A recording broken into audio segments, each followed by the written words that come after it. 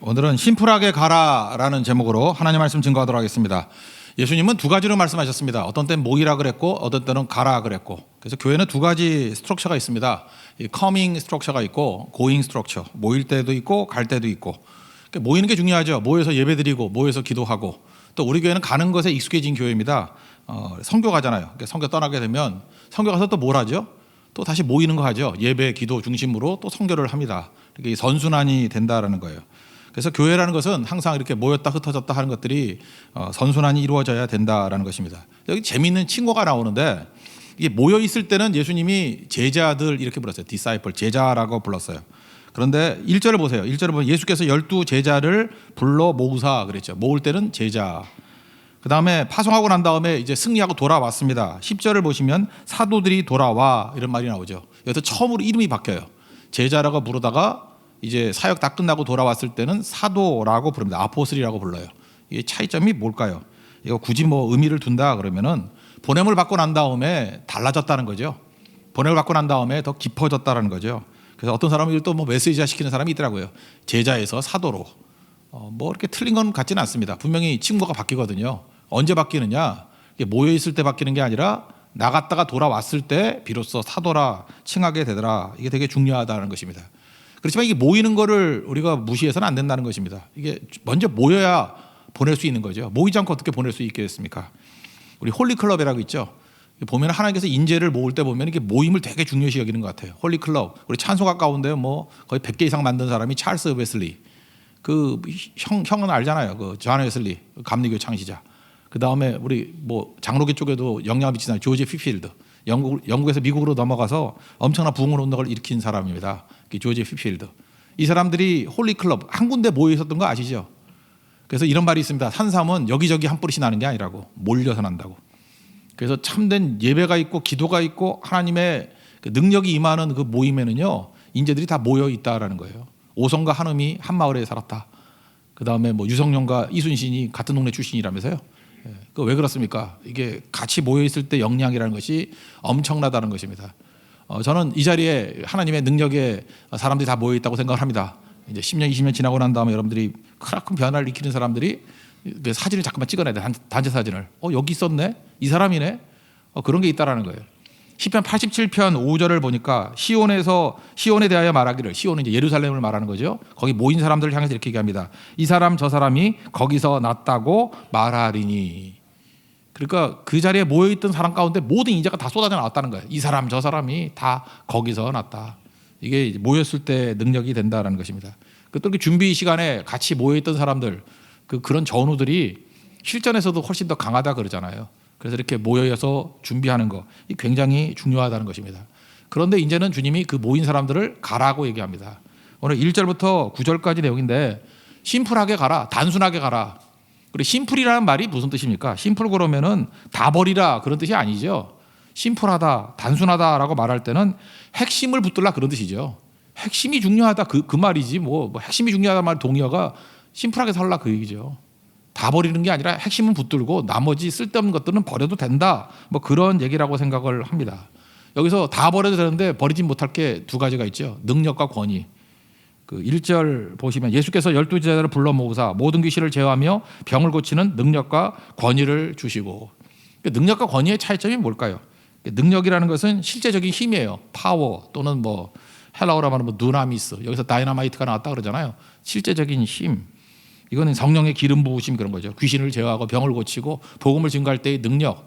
그래서 주님이 보내실 때 그냥 보내는 게 아니라 능력을 주셔서 보낸다라는 것입니다.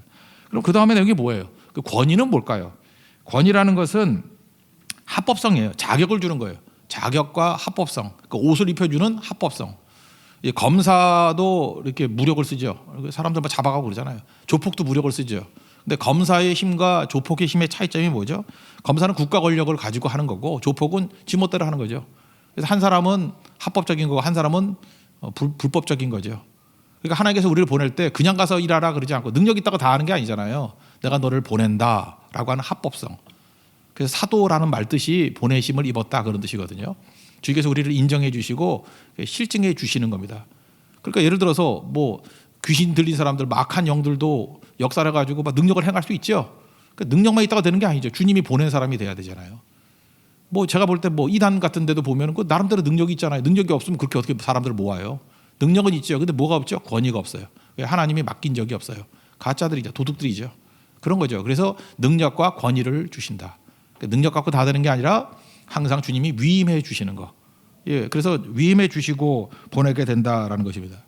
그러면 위임해 주시고 능력을 주시니까 이제는 공급을 누가 해요? 하나님께서 날마다 공급해 주실 거 아니에요. 그래서 심플하게 살라는 건 뭐냐면 하나님의 공급만 의지하고 살라, 그런 뜻입니다. 3절을 한번 읽겠습니다. 시작. 이르시되 여행을 위하여 아무것도 가지지 말라. 지팡이나 배낭이나 양식이나 돈이나 두보롯을 가지지 말며. 이거 왜 그렇죠? 이런 거 의지 안 해도 하나님이 직접 공부해 주신다라는 것입니다.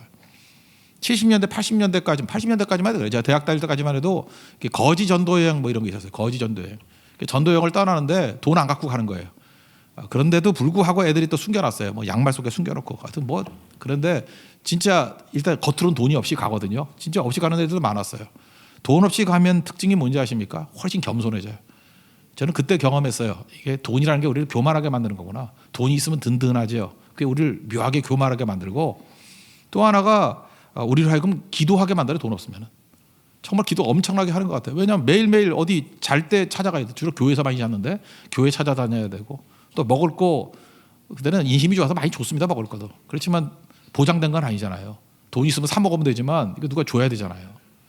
저는 지금도 마찬가지로 생각해요. 지금도 가능하다 그러면 만약에 선교를 할 때 돈 뺏고 스마트폰 뺏으면은 무지 겸손해질 것 같아. 그죠? 돈도 없고 스마트폰도 없어. 그러면은 뭐 연락도 안 되고 볼 것도 없고. 지금도 중고등부 이번에 뭐 선교 갔더니 그 다 뺐대. 휴대폰하고 뺐대. 그죠? 뺏어가지고 모아놓고 저녁에 주나 안 주는지 모르겠는데. 그랬더니 가장 믿을 만한 어떤 전도사님 아들이 껍데기를 가짜로 냈다 뭐 이런 얘기도 있고요. 그러니까 인간이 죄인이라는 게 그때 느낄 수 있는 거죠. 가장 믿을 만한 애가 그럴 수가 있나, 뭐 이런 일이 벌어지는 거죠. 근데 진짜 그래요. 휴대폰만 맡겨도 되게 겸손해진대요. 휴대폰 맡기고 또 돈 없다 그러면.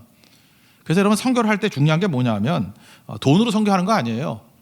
우리가 언제 교만해지는지 알아요? 교회가 좀 돈 좀 있다 싶어가지고 뭐 이거 건물 지어줄게 뭐 해줄게 자꾸 이렇게 돈 있는 척하면 기도 안 하고 돈만 의지해요. 그리고 묘한 게 교만해져요. 그래서 선교는 돈으로 하는 거 아닙니다. 돈 없어도 됩니다. 돈은 사실은 뭐 마지막에 그 하나님께 주신 거 이렇게 은사로 사용하는 거지, 그게 앞장서서는 안 된다는 거예요. 그래서 교회 망치게 만드는 사람들이 돈 있다고 자꾸만 돈이 앞서가게 만드는 거예요. 돈이 앞서면 절대로 안 되겠죠. 그죠? 그래서 하나님 앞에서 먼저 중요한 게 엎드릴 줄 아는 거. 그게 되게 중요한 거겠죠. 오늘도 이렇게 코로나 바이러스가 돌고 하는데 미국은 뭐 모르겠어요. 믿음의 뿌리가 있어 그런지 모르지만 오늘 3월 15일이 The National Day of Prayer, 기도의 국가 기도의 날로 선정했다 그러더라고요. 그게 제일 부럽더라고요. 그죠? 이렇게 온 나라가 하나님 앞에 기도하고, 거기 뭐 우리보다 돈 많은 나라 아니에요. 그죠? 힘 있는 나라 아니에요. 근데 돈과 힘으로 해결되는 게 아니라는 거죠. 그렇잖아요. 근본적인 건 하나님이 도와주셔야 되고 하나님 은혜 부어 주셔야 된다. 여러분 참 묘해요. 사람들이 걱정을 하고 염려하고 두려워하면서도 막상 기도가 더 뜨거워지는 것 같지는 않아요. 더 많이 기도해야죠. 그죠? 더 엎드릴 줄 알고 하나님의 도우심 아니면 살 길이 없습니다. 이게 되게 중요하다는 거예요. 돈 앞세우면 안 됩니다.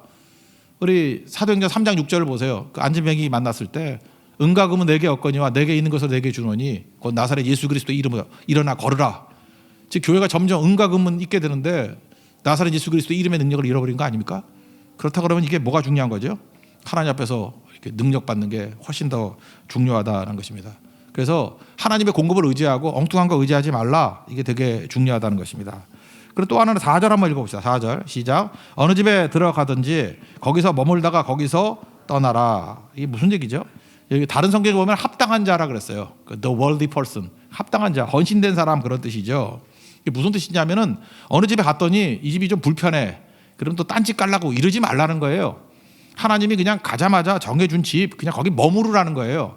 그러니까 선택하지 말라는 거죠. 지금도 제일 힘든 사람이 뭔지 알아요? 뭐 교회에서 이렇게 뭐 진을 나눈다거나 뭐 선교팀 갈 때 마음이 항상 들떠가지고 은혜 못 받는 사람의 특징이 있어요. 선택하려고 그러는 거라고. 나는 이 팀이 싫어요. 뭐 저 팀이 좋아요. 뭐 저기 가고 싶어요. 여기 가고 싶어요. 그 사람의 예민한 사람들이 일을 못 해요. 그래서 여기 지금 전도자한테 뭐라고 얘기를 해요?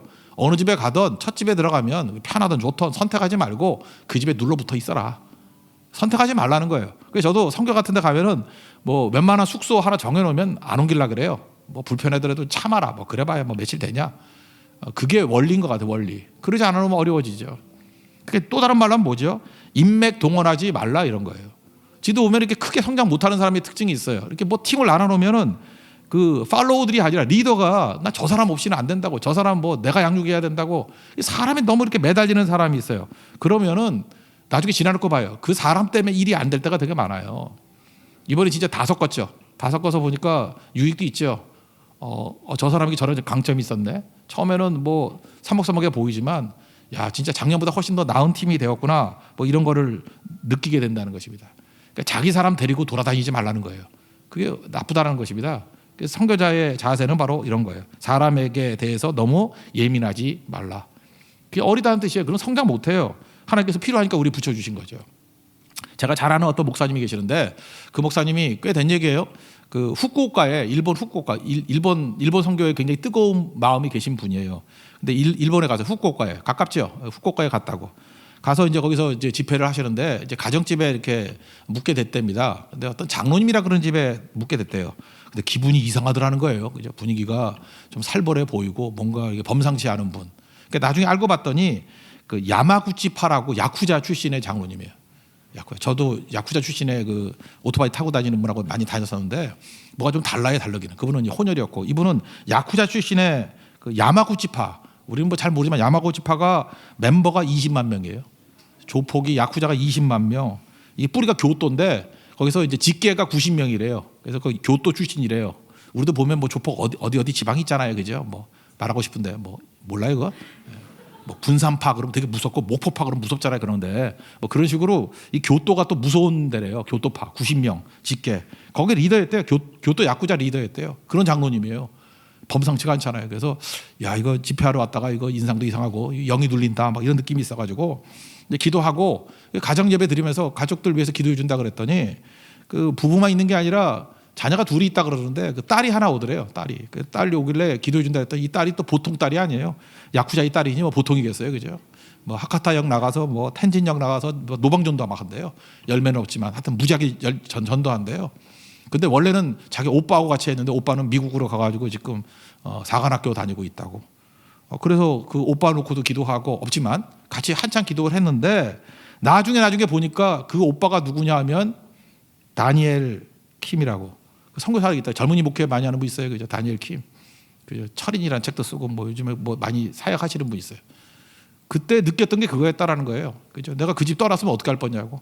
이분은 지금 자부심이 있어요. 자기가 그때 기도해줘가지고 다니엘 킴이라는 선교사가 이렇게 막 열심히 다닌다고 믿고 있는 분이에요. 그러니까 하나님께서 이렇게 은혜 주시고 부어 주시잖아요. 그래서 이분은 지금도 그래요. 그죠? 어디 가면은 거기 눌러붙어가지고 하나님이 이유가 있기 때문에 보내주신 것이다. 그러니까 여러분 지금 잠깐만 인간의 뜻을 가지고 잠깐 함부로 옮기려고 그러지 마세요. 함부로 옮기려고 그러면 하나님의 뜻이 이루어지지 않을 때가 많아요. 엉뚱할 때가 많다고. 오히려 그것이 내 장애가 될 때가 많아. 하나님이 의미가 있으니까 보내주는 거 아니에요? 그럼 여기 왜 보냈지? 뜻이 있겠지. 의미가 있겠지. 쉽게 움직이지 않는 사람을 통해서 또 하나님이 놀라운 일들을 행하시더라는 것입니다. 그 다음에 여기 또 거절에 관한 얘기가 나오죠. 5절 한번 읽겠습니다. 시작. 누구든지 너희를 영접하지 아니하거든 그 집에서 거정에서 떠날 때 너희 발에서 먼지를 떨어버려 그들에게 증거를 삼으라 하시니. 그러니까 이거 대단히 무서운 거죠.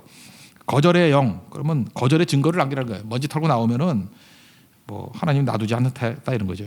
그러니까 쉽게 말해서 순종을 할 때 토달지 않는 순종이 되게 중요하다는 것입니다. 그러니까 이게 옮기지 않았던 사람 예를 들면 이렇게 거절해가지고 원래 우리나라에 했던 의료 선교사 가운데 알렌 선교사 있죠. 제가 그 학교 나왔기 때문에 알거든요. 알렌 얘기를 많이 들었는데 알렌 선교사가 원래 여러분 같은 그렇잖아요. 서양 사람이라 그러면 어디 가고 싶겠어요? 동양의 대표적인 나라 중국이죠. 중국 가려고 그러다가 못 갔어요. 거절됐어요. 그래서 그 다음 가고 싶은 나라가 어디겠어요? 그래도 문화가 있다 그러면 일본 가고 싶겠죠. 일본에 대한 꿈이 있잖아요. 이렇게 환상이 있어요. 서양 사람들은. 그죠? 나비부인 뭐 이런 것 때문에 환상이 있어요. 일본 그림 이런 것 때문에. 그래서 일본도 또 막혔대요. 그래서 할 수 없이 한국에 왔대요. 근데 여기서 몇 년만 있다가 또 옮기겠다 그랬으면은 이런 역사가 나타나지 않았죠. 알렌이 세브라스 뿌리고 뭐 엄청나게 일을 하지 않았습니까? 여러분 이게 거절도 하나님의 뜻이에요. 이렇게 막히는 것도 하나님의 뜻이라고. 그래서 나는 뭐 어디 가다 못해가지고 여기로 굴러왔다 그게 아니고 하나님의 인도하심이라고 믿어야 된다는 것입니다. 하나님의 백성들은 하나님의 인도하심을 믿는 백성이에요. 하나님의 공급을 믿는 백성이에요. 믿습니까? 그것을 흔들리지 아니하는 우리 하나님의 거룩한 종 되기를 바랍니다. 그랬더니 뭐 9절 이하에 보니까 헤롯 왕이 뭐 심히 당황했다 이런 얘기가 나오잖아요. 하나님 백성들이 하나님의 말씀 앞에 이렇게 토달지 않는 순종을 할 때 놀라운 일들이 벌어지게 된다는 것입니다. 지금 모든 상황들 하나님의 인도하심입니다. 하나님 우리 붙들어 주십니다. 그 상황 속에서 순종을 통해서 하나님의 열매와 뜻을 이룰 수 있는 하나님의 거룩한 종 되기를 축원합니다. 그 다음 나오는 얘기가 이제 뭐 잘하는 얘기죠. 오병이어 사건이죠. 여기서 이제 특별히 헌신에 초점을 맞췄으면 좋겠어요. 우린 초라해 보이지만 초라한 헌신은 없다. 10절부터 17절까지 내용입니다. 원래 예수님께서 이게 오병이어 사건 이게 버리려고 해서 간 게 아니고 이제 사역 다 마치고 난 다음에 이제 쉬러 가자. 이제 쉬려고 그랬어요. 그러니까 주님은 항상 이렇게 재충전의 시간을 갖습니다. 일 다 하고 난 다음에 또 하려고 그러면 안 돼요. 다시 쉬어라. 말씀으로 영양 공급 받아야 되고 또 기도로 영양 공급 받아야 되고 오병이어 기적 끝나고 난 다음에 예수님이 또 산에 가서 기도하시는 모습이 나오잖아요. 근데 항상 재충전이 있는 모습이 있더라는 것입니다. 그래서 여러분들 주님 앞에서 이렇게 충전의 시간을 꼭 가져야 돼요. 지금같이 이렇게 코로나 바이러스 돌고 할 때 이것도 일종의 충전의 시간이라고 생각해도 나쁘지 않다고 생각합니다. 좀 행동을 멈추고 그죠? 이렇게 다 멈추고 주님 앞에서 우리 자신을 돌아볼 줄 아는 거 이게 되게 중요하다고 생각을 합니다. 그렇지만 주님께서 또 하나 중요한 건 뭐냐면 공급하시는 분이라는 거예요. 그게 은혜의 하나님이죠. 하나님의 은혜. 은혜가 뭐예요? 온갖 좋은 것이 하늘로부터 우리에게 공급된다 그러는 거 아니에요? 세상이 우리에게 공급해 주는 게 아니라 하나님이 우리를 공급해 주신다. 그러니까 하나님이 공급해 주신 거의 특징이 뭐예요? 필요를 채우신다는 거죠. 다 채우는 게 아니라 필요는 뭐예요? 꼭 필요한 거. 그러니까 생존하는 거. 그러니까 이스라엘 백성들 같으면 오늘 민수기 11장의 성경 공부 내용인데 만나가 필요해요. 만나 먹을 거잖아요. 반면에 고기 먹고 싶다. 이건 뭐예요? 이건 욕심이고. 주님이 한 번도 우리에게 욕심을 채우리라 그런 적 없어요. 필요를 채우시리라. 필요. 너희 쓸 것을 채우시리라. 빌립보서 4장 9절에 나오잖아요. 쓸 것이 뭐예요? 그게 필요라는 거. 필요. 그러니까 하나님이 꼭 필요한 거 다 주십니다. 그래서 하나님 믿고 의지하면은 뭐 문제 없다라는 거예요. 근데 언제 욕심이 생기고 탐욕이 생기면 원망하게 돼요. 그래서 망하는 거예요. 지금 잘 보세요. 오늘도 뭐 찬양했지만 우리가 주님의 사랑으로 숨쉬게 해 그러는데 숨쉬는 게 옛날에 감사했던 거 몰랐죠. 마스크 쓰니까 답답하죠. 저는 우리 사모가 건강을 유지해야 된다고 KF94를 줘가지고 끼고 다니다가 계속해서 이산화탄소를 들이마시는 바람에 쓰러져 죽는 줄 알았어요. 그래서 할 수 없이 그 얇은 거 지금 하고 다니는데, 그죠? 이게 숨도 못 쉬겠죠. 이게 계속 하고 있으면, 그죠? 그러니까 우리가 마음껏 숨 쉴 수 있다는 게 얼마나 감사한 일이었다는 것을 깨닫게 되는 거죠. 그러니까 사실은 주님 필요한 걸 다 채워주시는데 우리는 하나도 감사를 못했어요. 감사의 특징이 뭐죠? 감사는 최고의 백신이에요. 원망하는 거에 대한 백신. 최고가 미리 감사할 줄 아는 거, 그런 게 되게 중요하다는 것입니다. 근데 우리가 원망하면서 자꾸만 욕심 부리면서 달라 그러면 주님이 주시긴 줘요. 그래서 이스라엘 백성들도 달라 그러니까 고기 주잖아요. 근데 고기 때문에 오히려 망하게 되죠. 또 왕 달라 그러니까 줘요, 안 줘요? 사무엘상 8장에 보면 왕을 주세요. 주잖아요. 왕 때문에 오히려 더 고통당하잖아요. 지금도 그래요. 여러분들 그래서 기도할 때 마지막에 이 말 꼭 해야 됩니다. 내 뜻대로 마옵시고 아버지의 뜻대로 되기를 원합니다. 이거 꼭 붙여야 돼요. 그거 안 붙이면 힘들어져요. 저 여러 번 경험했어요. 어떤 형제인데 너무너무 어떤 자매를 좋아하고 사랑하는 거야. 그래서 계속해서 뭐 앞뒤 재지도 않고 하나님 뭐 내 목숨을 거두어 간다 할지라도 저 자매하고 결혼하게 해주세요. 그거 함부로 그렇게 기도하면 안 되는데, 그죠? 너무너무 그렇게 간절히 기도하는 거예요. 제가 봐도 아니에요. 그 자매는 이세벨 같은 자매고 그 좀 경건하지도 않고 물론 교회는 다니는데 약간 이세벨 냄새가 나고 형제는 너무 경건해서 이게 맞지가 않아요. 맞지가 않는데 너무너무 기도를 하는 거야. 너무너무 좋아하고 딴 여자는 뭐 눈에 안 들어온다 그러고 그래서 뭐 어떻게 해요. 뭐 할 수 없이 같이 기도해 줬죠. 그래서 뭐 결혼했습니다. 그 다음엔 안 좋아졌으니까 더 얘기도 안 할게요. 자기 평생의 재앙이 그 자매였어요. 그 형제가 가장 피눈물을 흘렸던 게 그 자매. 지금 같이 살지도 못해. 그런 일이 벌어진다고. 그러니까 잊지 말라고요. 원했던 것이 내가 가장 미워하는 것이 될 수 있어요. 반대도 마찬가지예요. 우리 자매들도 그렇잖아요. 어떤 형제 좋아하느냐면 조건 좋은 남자, 뭐 돈 많고 잘생기고 명 짧고 이게 최고의 조건 아니에요, 그죠? 이런 형제. 뭐 최고의 형제 만나게 해달라 너무 그러면 주님이 들어주신다고요. 들어주셔서 그놈한테 맨날 얻어 터지고 깨지고 그죠? 뭐 맨날 천부에 의지 없어서 손 들고 옵니다 그러면서 오고 그렇게 되는 거라고요. 그러니까 잊지 말라고요. 마지막 기도는 그냥 원하는 거 구하세요. 그렇지만 내 뜻대로 마옵시고 아버지의 뜻대로 되길 원합니다. 이게 되게 중요한 거라고요. 왜냐하면 왜 이런 기도를 해야 되냐면요, 내 기도의 상당 부분이 욕심이거든. 필요를 구하는 게 아닐 수 있어요. 욕심이에요. 욕심. 그거 욕심이에요. 욕심은 항상 잘못된 결과를 가져오게 됩니다. 하나님은 필요를 채우시는 분이에요. 하나님 이게 뜻에 맞습니까? 주님께서 제일 좋은 거 주신다는 걸 믿고 그걸 구할 줄 알아야 된다는 거예요. 지금 그 12제자들이 나아갔을 때 능력도 주시고 권위도 주셨죠. 이제는 좀 사람이 많아요. 예수님 불쌍히 여겼다 그러잖아요. 그죠? 오병이어 기적을 행하시는데 주님은 공급하시는 분이라는 거예요. 근데 이건 순서가 이래요. 여러분, 주님께서 어떻게 우리를 공급해 주시냐면은 육의 양식을 먼저 공급할 때도 있고 영의 양식을 먼저 공급할 때도 있어요. 오늘 오병이어 기적은 보면은 영의 양식을 먼저 공급했어요. 11절을 한번 읽겠습니다. 시작. 무리가 알고 따라왔거늘 예수께서 그들을 영접하사 하나님 나라의 일을 이야기하시며 병 고칠 자들은 고치시더라. 이렇게 영적으로 채우시고 날이 저물어갈 때 배고프니까 또 떡으로도 먹이셨어요. 오병이어 기적, 그죠? 보리떡 5개와 물고기 2마리를 먹이셨어요. 그러니까 순서가 이래요. 근데 또 그러지 않을 때도 있죠. 엘리야 같은 케이스. 엘리야는 열왕기상 19장에 보면은 뭐 로뎀나 마을에서 죽기를 구하고 그러지 않습니까? 그랬더니 주님이 하신 일이 뭐죠? 재우고 먹이고 또 천사 보내서 주물러 줬다 그러니까 뭐 안마도 해주고 그랬더니 19장 8절을 보니까 일어나 먹고 마시고 그 음식물의 힘을 의지하여, 이게 되게 중요하더라고요. 음식물의 힘을 의지하여 40주야를 뛰었대요. 그리고 또 주의 일을 하게 되는 일들을 보게 됩니다. 그러니까 하나님께서는 사람마다 틀린 것 같아요. 어떤 사람은 육적으로 많이 부어줌으로 말미암아 은혜를 깨달아서 영적으로 가는 경우가 있고, 어떤 사람은 하나도 없이 영을 먼저 풍성히 채워주고 난 다음에 나중에 육적인 것으로 또 공급하시는 케이스도 있고. 여러분 어떤 게 좋아요? 말할 것도 없어요. 여러분이 제일 좋은 방법으로 하셔요, 하나님은. 근데 이게 순서가 어떻게 되든 간에 다 채워주시는 분이 주님이라는 것입니다. 근데 이런 주님의 공급, 이게 은혜거든요. 하나님의 은혜의 공급이 언제 이루어지게 되느냐? 우린 결과만을 보고 좋아해요. 그죠? 그래서 뭐 남자만 5,000명 먹이고 12바구니 남았다. 이게 결과잖아요. 결과는 누가 한 거예요? 예수님이 하신 거죠. 예수님이 신실하신 하나님이시니까 뭐 언제나 결과는 좋겠죠. 근데 시작은 뭐였어요? 나로부터잖아요. 나로부터. 시작이 어떻게 됐죠? 어떤 어린아이의 떡 5개와 물고기 2마리, 오병이어. 작은 헌신에서부터 시작됐다는 것입니다. 그러니까 이거 잊지 말라고요.